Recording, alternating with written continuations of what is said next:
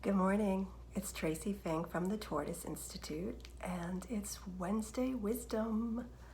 Woke up so excited today. Happy to share with you, and thank you all so much. This has been such a wonderful way for me to reconnect with some of you and to share some of the things that I'm learning. So it's been so great.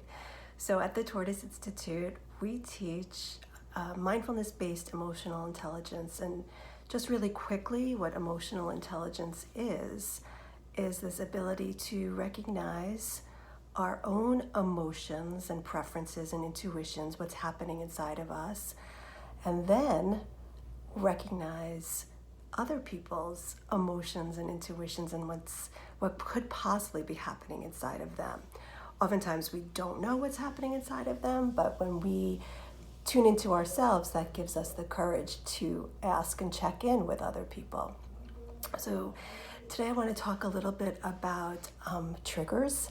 So that's a big part of being emotionally intelligent, is how do we manage our own self when dealing with something that compels us to react in a certain way.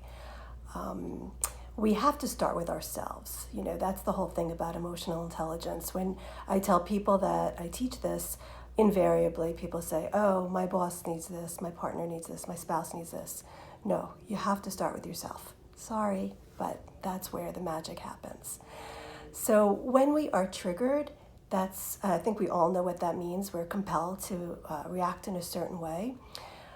What paying attention or what mindfulness or what practice can help us do is to work with those triggers and respond differently.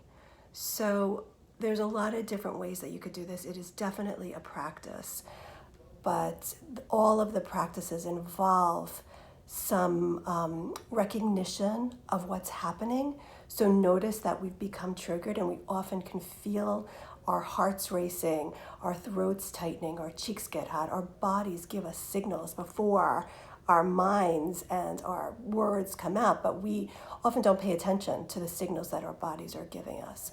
So the idea is to recognize what's happening, allow it to be as it is what it is, and then investigate, be curious.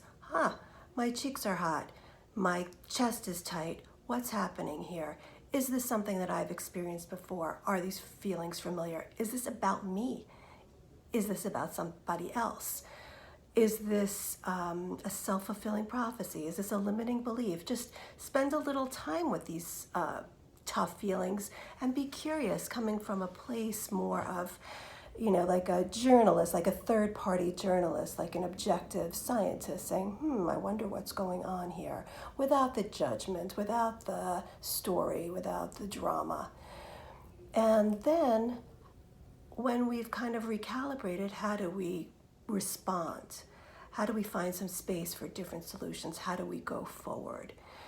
So much of this, what I'm sharing with you, is something that I learned from Tara Brach through her RAIN meditation, RAIN, recognize, allow, investigate, nurture, but also don't get attached, non-attachment. There's the end. There's different ways you can look at it. So I invite you to try this and, think about, if you are lucky enough to get triggered today, how can you be different? Thinking of a trigger as an opportunity rather than as a punishment or as something else that we have to deal with. But look at it differently. It's still the same thing. Also on my website, thetortoiseinstitute.com, I have a guided meditation to practice RAIN.